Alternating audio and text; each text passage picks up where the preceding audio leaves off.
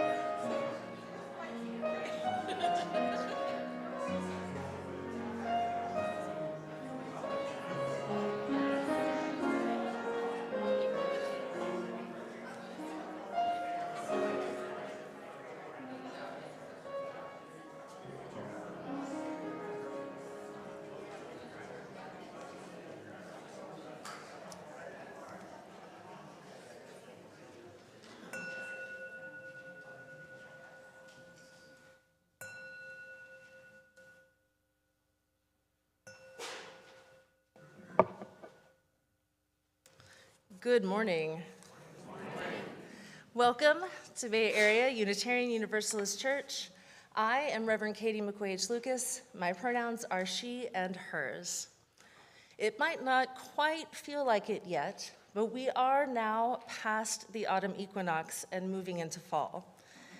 And so today we're going to think a little bit about leaves that are shed to make room for new growth and things we might need to release in our own lives. Passed around as you came in are pieces of dissolving paper shaped like leaves, and I invite you during the service to think a little bit about what you might want to let go of, and then you'll come up and we'll put it in the water together. No one will see it. It will be between you and the universe. And if we missed you on the way in, I do have, it's not leaf-shaped, a pad of the paper up here that I can give you as you come up. So whoever you are and however you came to us today, online or in person, however your body is today, or your spirit, or your heart, you are welcome here. If this is your first time, we're glad you are here. And if this is your 500th time, we are glad you are here. And so let us take a deep breath together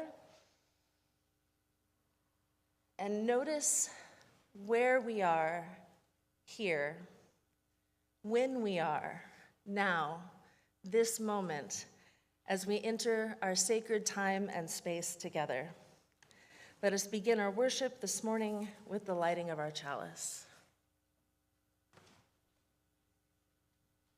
Good morning. I was just thinking as we were talking about the fall that just began, yesterday I spent the day planting flowers that hopefully will not die of the 100-degree weather. So that's my fall. Okay. This morning, our chalice lighting is by Judith L. Quarles. At this hour, in small towns and big cities, in single rooms and ornate sanctuaries, many of our sibling Unitarian Universalist congregations are also lighting a flaming chalice.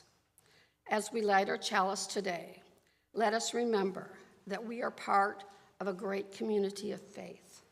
May this dancing flame inspire us to fill our lives with Unitarian Universalist ideals of love, justice, and truth. All right, our Lighter of the flame is Julius and his family.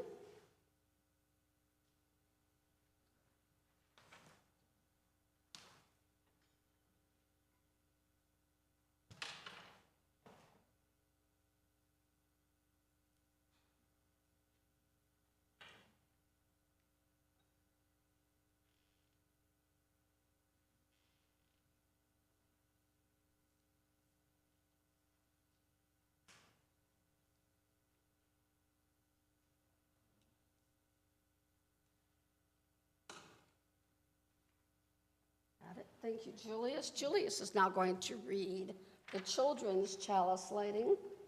Come here, Julius. Come on up to the mic so Yeah, okay. You're going to read this.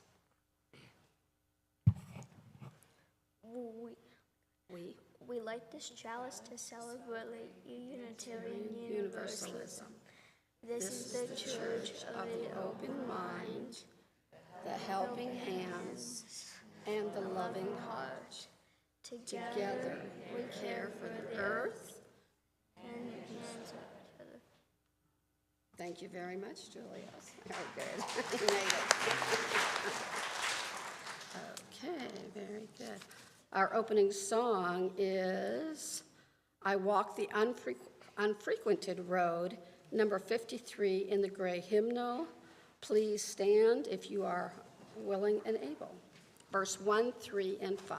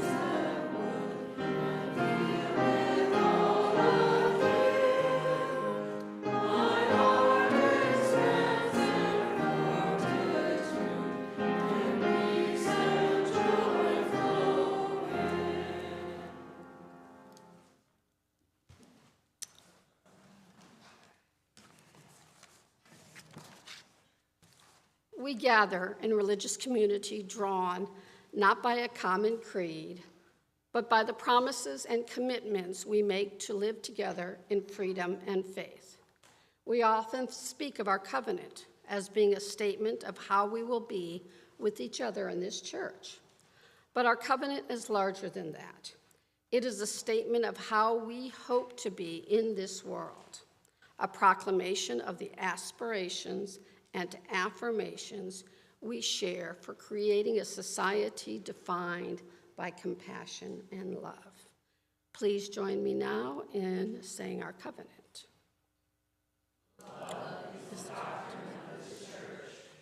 The quest of truth is a sacrament, and service is his prayer. To dwell together in peace, to seek knowledge and freedom, to serve humanity and fellowship. Thus do we covenant with one another.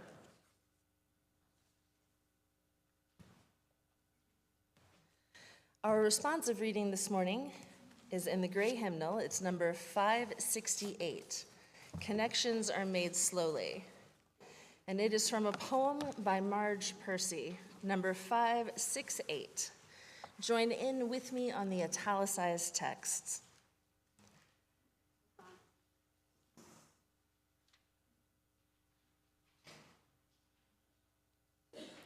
Connections are made slowly. Sometimes they grow underground. You cannot tell always by looking what is happening. More than half a tree is spread out in the soil under your feet. Penetrate quietly as the earthworm that blows no trumpet. Fight persistently as the creeper that brings down the tree. Spread like the squash plant that overruns the garden. Gnaw in the dark and use the sun to make sugar. Weave real connections, create real nodes, build real houses. Live a life you can endure, make love that is loving. Keep tangling and interweaving and taking more in. A thicket and bramble wilderness to the outside, but to us interconnected with rabbit runs and burrows and lairs. Live as if you like yourself, and it may happen.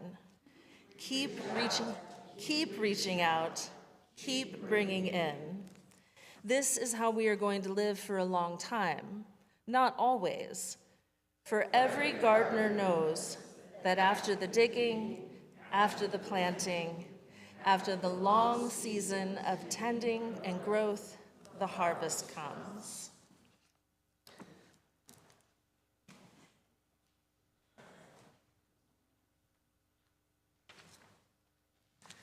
I have a story for us today about journeys and the things we carry.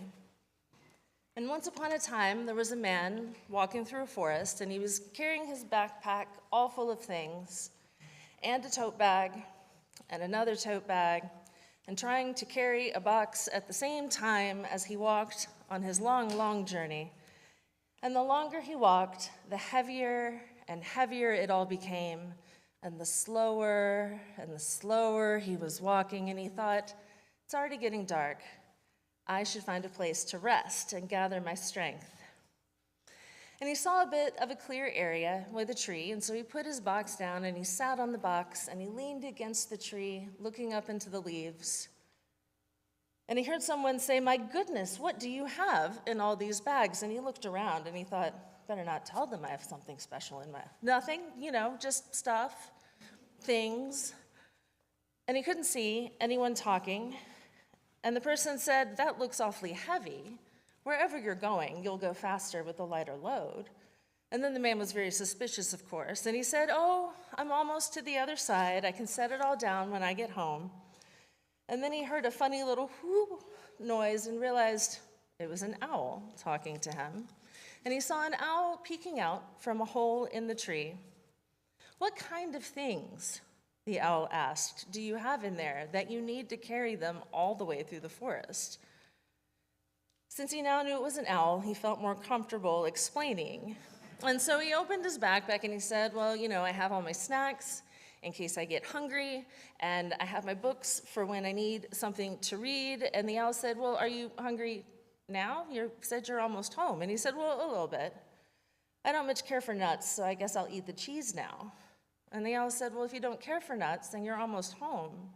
There are some squirrels in the next tree over that could use some nuts, and I'm sure you have other food at home." And the traveler said, "Oh, yes, of course." And he put the nuts at the roots of the other tree.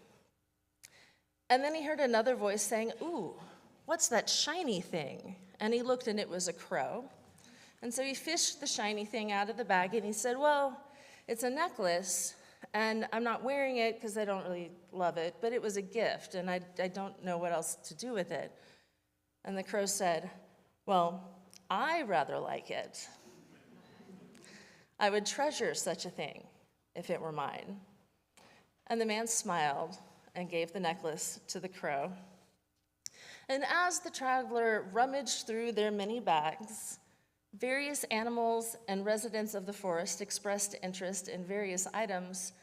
And once he got to the bottom of the bags, he realized he didn't even know what some of those things were. He just shook it out and pieces came out of the bags. And so he carefully folded all of the now empty bags and tucked them all into his very light, and only had a few things in it, box.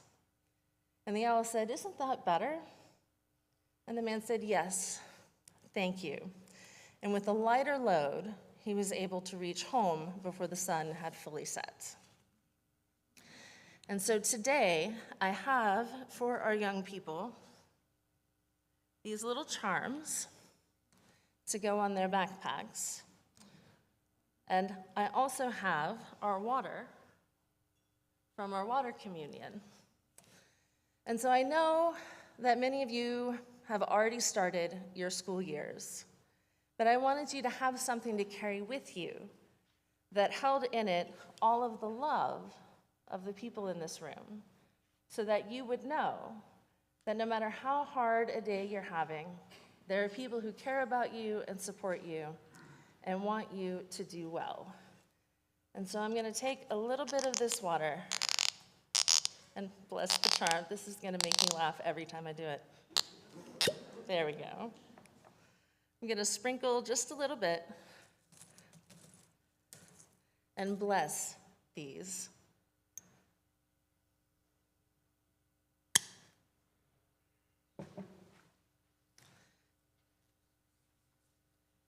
And so I would like to invite our young people forward to claim one now. And if you're not quite sure, you can claim one later. But as you're coming up, Spirit of Life, help us to companion one another on our journeys.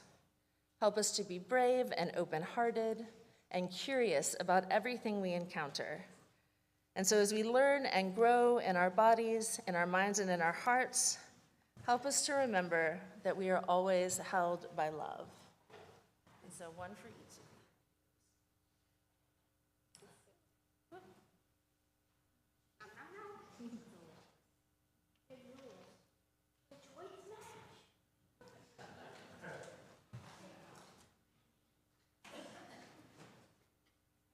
And we do actually have quite a few of these. So if some of you might need a briefcase charm or a purse charm on your journeys, I'll have them back there after the service.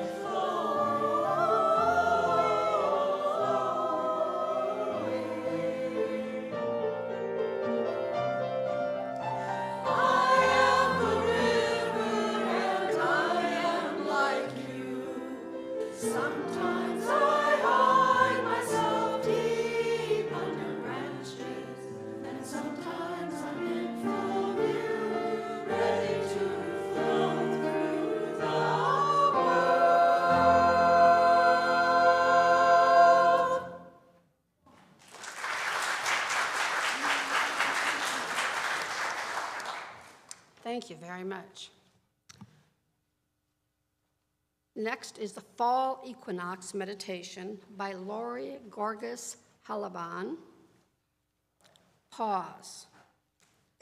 Balanced in the center between the longest and shortest days. Equinox. The wheel of the year turns and turns again. The air cools, days shorten, the sun seems to weaken, barely clearing the horizon after rising before beginning its descent. This is our opportunity now to pause.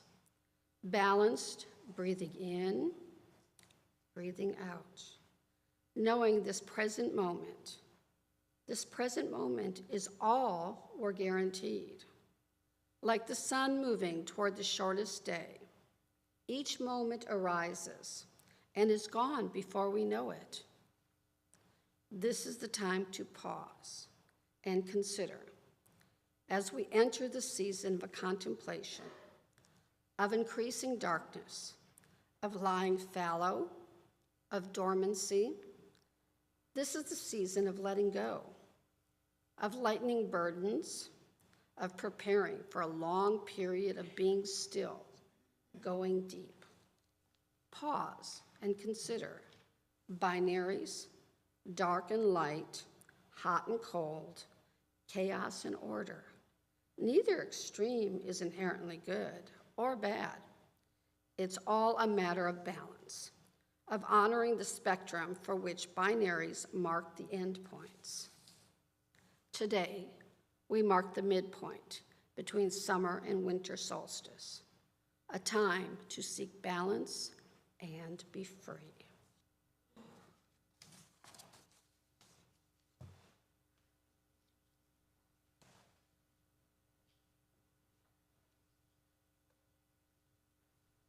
Good morning.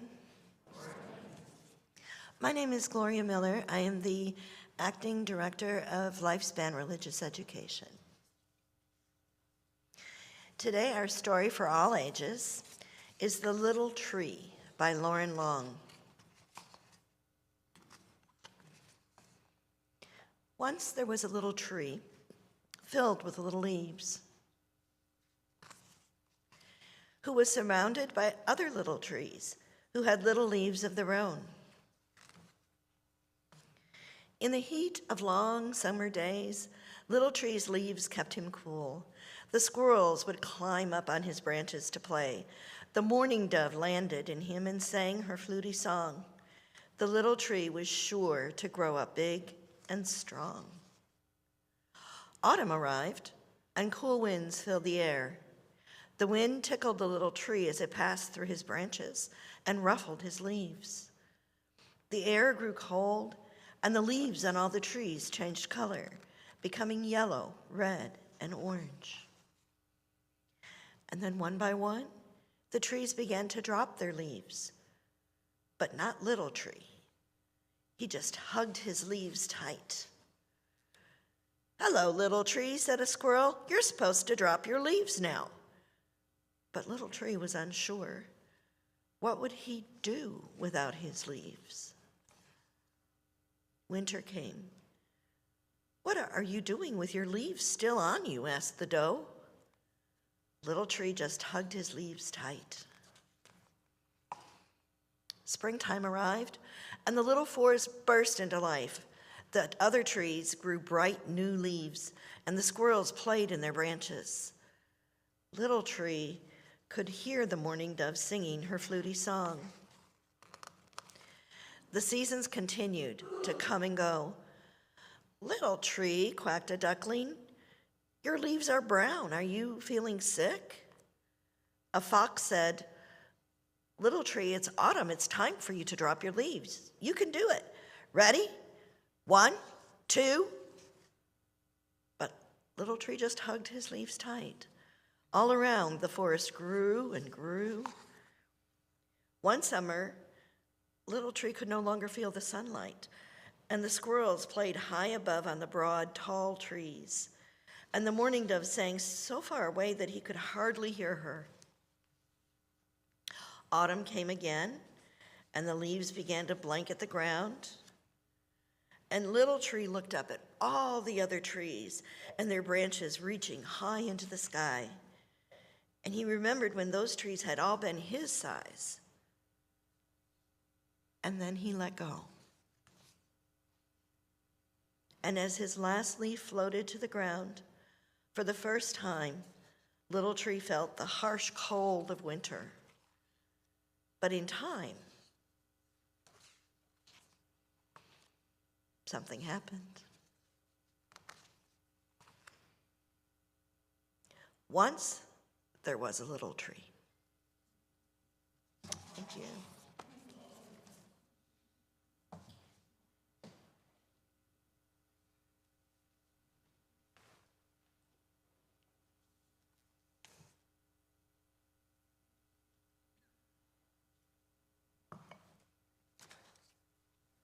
So the equinox is a single day, a single moment of balance.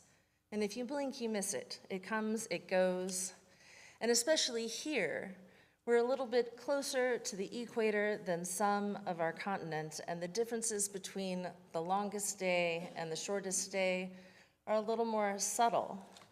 And it's still hot. It is still so, so hot. And so I think this year in Texas, we're honestly thinking it's lucky if we still have any leaves left to fall, because so many have fallen out of their proper time. And so the end of September might not be feeling all that different from the beginning of September. But I do think that nevertheless, I feel a shift and a change. It isn't quite as hot as it was.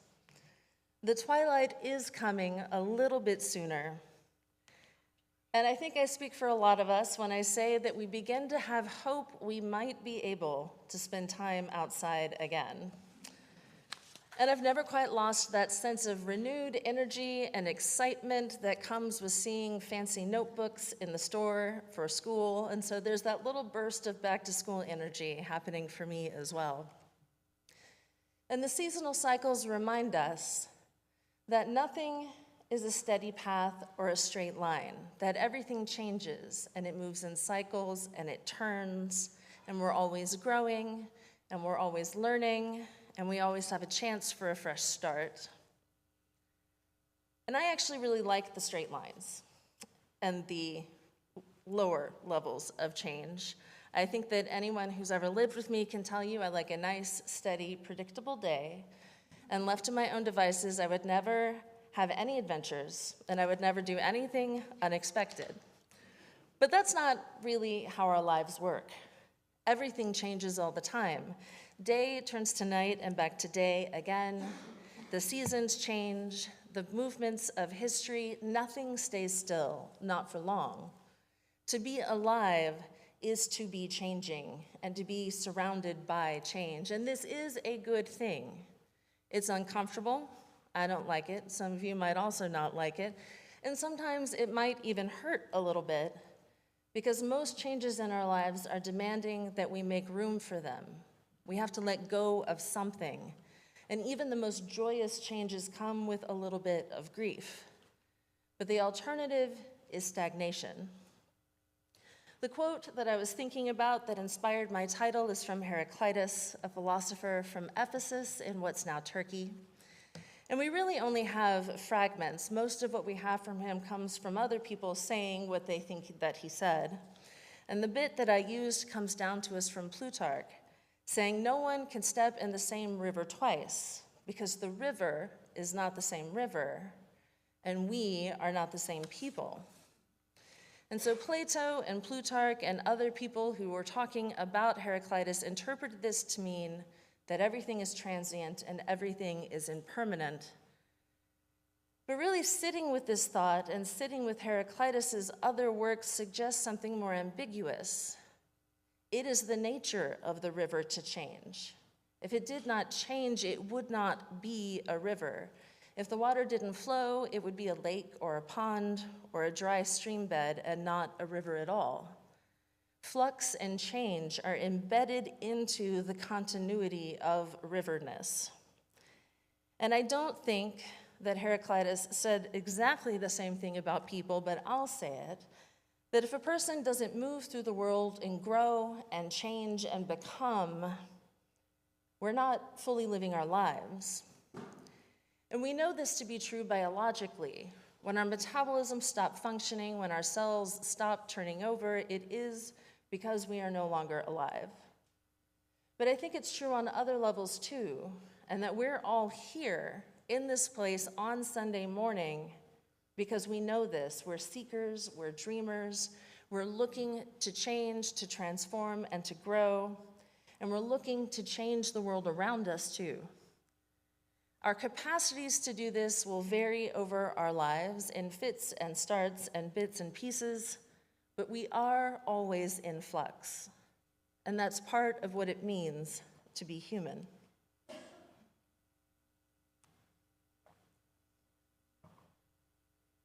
When nights begin to grow longer, and there's a little bit of a chill in the air, trees begin to make special cells on the edge of the leaf stem, and they're called abscission cells, like scissors, because they shape a blade-like layer that wedges itself between the branch and the stem. And over time, as the cells grow, the blade widens until the leaf is fully separated and drops. As we've seen this year, that doesn't just happen in autumn, it also happens in times of drought. And there are trees that shed year-round. Evergreens aren't keeping the same needles and leaves their whole lives. They're just shedding continuously instead of all in one go. Whether it's year-round or whether it's all in one go, this forms a layer on the forest floor, a layer of leaf litter. And over time, that layer returns to the soil all of the nutrients the trees had been putting into their leaves. The leaf litter also supports insects and animals and all the nearby plants that are growing. When we were getting ready to move this summer, I thought about layers as I sorted through my things, excavating, especially all of the books. Every book I donated was a wrench, and it was totally necessary to pare down for the move and also to make room for more books. And I hope that I still retain all that I gleaned from them, but I still had to let go to make space for the new. And anyone who has ever been inside my house will tell you that I don't let books go easily. And I think it's not just the love for the thing itself. People say, oh, are you ever really going to read that again? And that's not actually the point. I've come to realize that every book for me represents something larger, some vision of who I wanted to be at some point, or who I actually was, their aspirations, their ambitions. They're these layers excavating of my past selves. And change was happening, whether I wanted to or not. And I had to shed some layers so that I could move into the person I actually am right now, and the versions of myself that make sense now, instead of who I thought I might be a decade ago.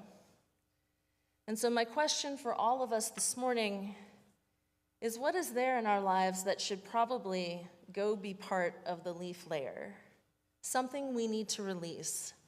And maybe like the trees, we need to recycle and compost and reuse something we put a whole lot of our time and our spirit and our energy into to make them useful or meaningful to us again. And maybe there are some places in our lives where we need to stop putting energy somewhere it doesn't need to be. And perhaps like our ancestors who were more tightly tied to the agricultural cycle, we need to figure out somewhere to put a new harvest, and so the old needs to go. Sometimes welcoming the new means saying goodbye to the old. And the equinox, this moment of still balance, can be a time for us to make intentional choices so that the process can help us to keep growing and changing with a little more grace and a little bit more intention. And so, as we stay seated for a meditative hymn, I invite you to consider what you might find in your stillness, what you might want to release this autumn season. Our meditation hymn is Find a Stillness, and it's in the gray hymnal number 352.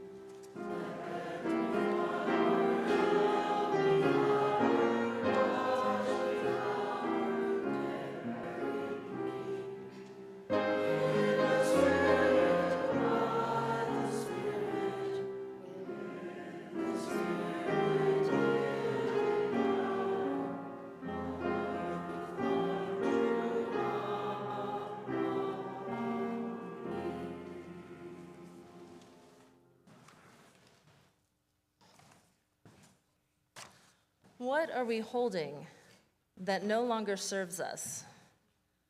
What stories are we telling ourselves that could be released to make room for new stories?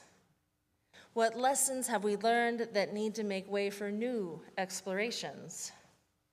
What dreams have we carried for too long, and we need to let them go to dream new dreams?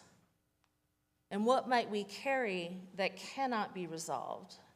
Words that can't be unsaid, actions that cannot be undone. Water is an element of cleansing.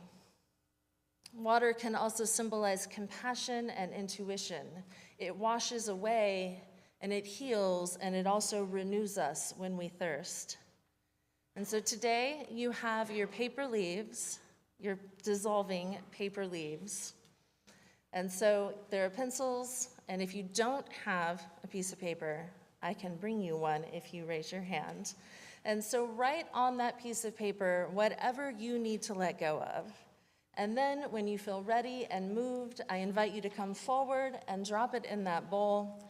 And I do have a spoon to give it a stir so you can make sure it completely dissolves. Those of you at home might not have my magic dissolving paper, but I do hope you are able to join in a way that feels good to you. You might throw your piece of paper in the compost bin to return it to the earth. Some people burn it, and some people tear it up into confetti to turn it into a source of joy. However that works for you, I hope you're able to join us from wherever you are. And so when those of you with your dissolving paper are ready, come forward and drop it in the bowl. And this is also the time to take whatever you're carrying that needs to be held and not released, and to light a candle for it. Your joys, your sorrows, your celebrations. And then return to your seat and imagine what might have room to grow in you or in your life. And you don't need to pick something right now. There is no need to rush. It may take the unfolding of a season or two to reveal where you will find new life. I invite you to come forward whenever you are ready.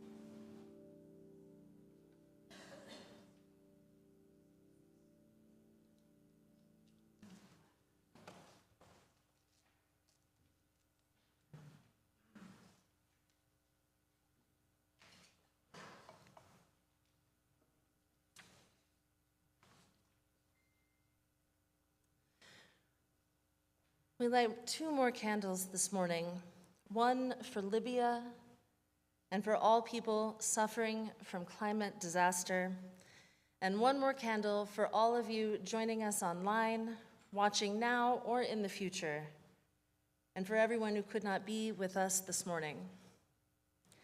As you can see, our water is now clouded, full of all of the things we gave it to dissolve. The paper is made from rice, the pencils, minerals, and so all that is here can be given back to the earth, and all of our bits and pieces that we gave it will nourish future growth. Thank you, water and earth, for being able to hold all that we carry. Thank you for offering us renewal and healing and the possibilities of future growth. I invite you now to join with me in prayer. Spirit of life and love, we gather this morning in celebration for community, for the turning of the seasons, delighting still in our sunshine, but looking forward to cooler, longer nights ahead. In this moment of balance, may we also find balance, a piece of stillness within and without. May we find the space and silence to listen to our spirits so that we might hold on to what is needful and let go of what is no longer beautiful or true or useful to us. May our summer pleasures linger to fortify us for winter. May the space opening up around us also open us to a sense of abundance and gratitude as we move through a harvest season. May the changes happening for us, in us, and around us equip us for our future. We foresee in the days ahead turbulence, climatically, politically. In this moment of stillness, may we find clarity. May we find in this moment of the seasons passing a sense of what it might mean for the world to be whole.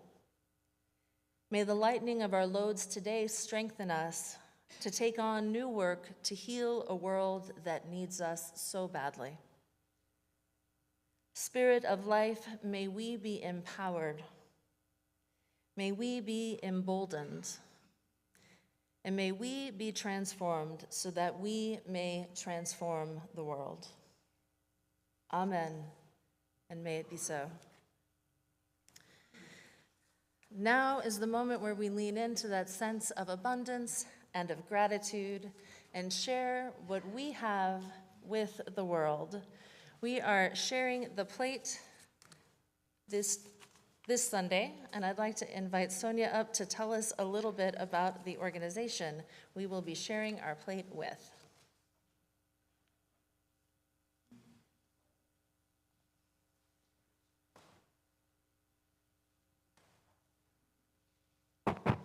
Hola.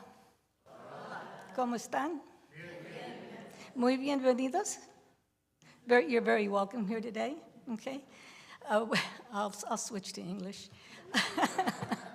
So we're celebrating Hispanic Heritage Month, and that's from September 15th to October the 15th. So it started last Friday, I believe. And today in Cockrell Hall, ASE, which is the Hispanics Advancing Culture and Education, have quite a feast out there. So make sure you go over there and graze for a little bit before you go home, because the food is really good. A lot of people were there. What did y'all think of the food? I think they said it was good. I think that's what they said.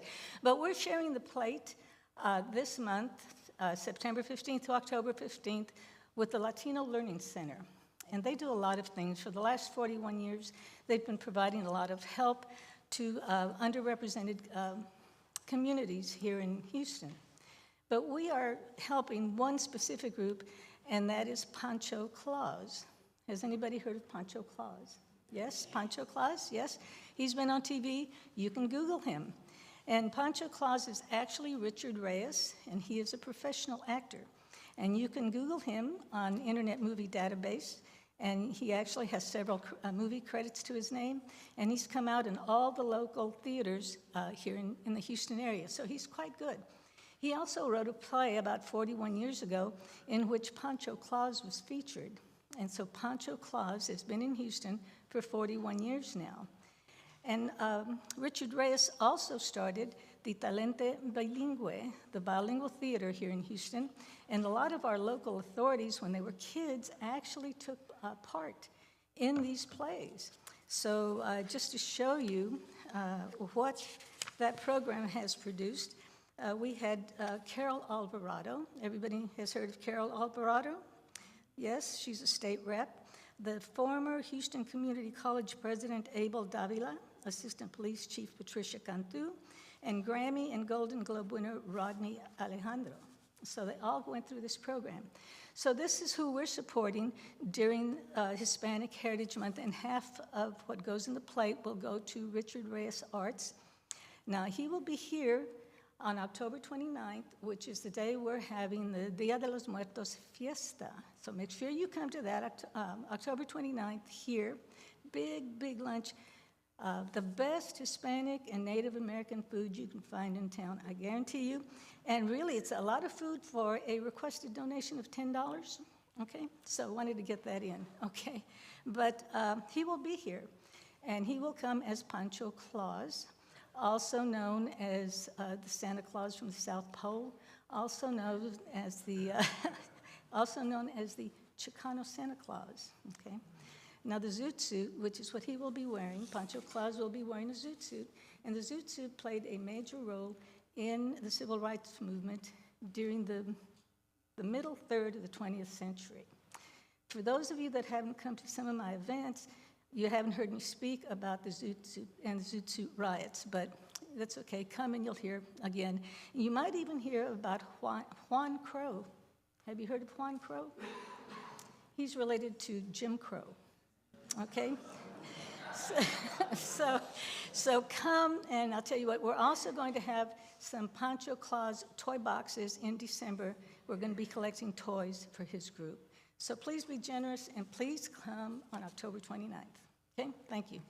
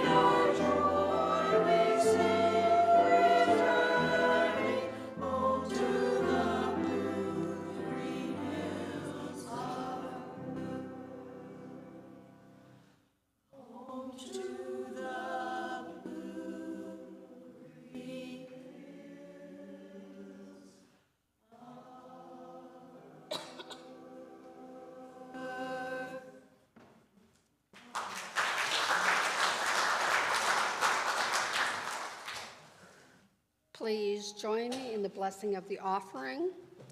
This gift from the abundance of my life blesses me, our ministries, and the world.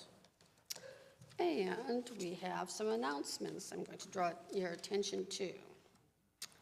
After today's service, please plan to join us in Cockrell Hall for coffee and fellowship and all kinds of snacks, special snacks. On Wednesday, September 27th at 7 p.m., the Speaker and Events team is sponsoring the new Comparative Religion series. The class will examine a different religion each week. This week's presentation on September 27th will be led by BAUUC member Alok Kalia and will examine Hinduism. We hope you will join us for this very special, interesting series. Also, if you have not yet filled out the social justice poll online, please see Kathy Vance for a paper copy after the service. And after coffee and fellowship, plan to join us in room 103, 104 for the Book Thief Discussion Group. This is a 4-session workshop. Everyone ages 12 and above is invited. We would especially like for families to attend together if possible. This week is a viewing of the movie. Reading the book will enrich your experience, but it's not required. You can find more information in the weekly briefs and order of service insert. And finally, if you're not on our email list, you can sign up on our website at BAUUC. We send out .org, BAUUC.org, gotta finish that. We send out an email of weekly briefs each Tuesday that contain all of these and many other activities that are happening in our church. Thank you.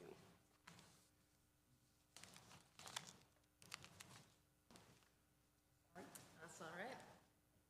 You got it? Go ahead. Our closing hymn is The Winds of Change Forever Blown. It's number 183 in your gray hymnal, and also the words are being projected. Please rise in body or in spirit.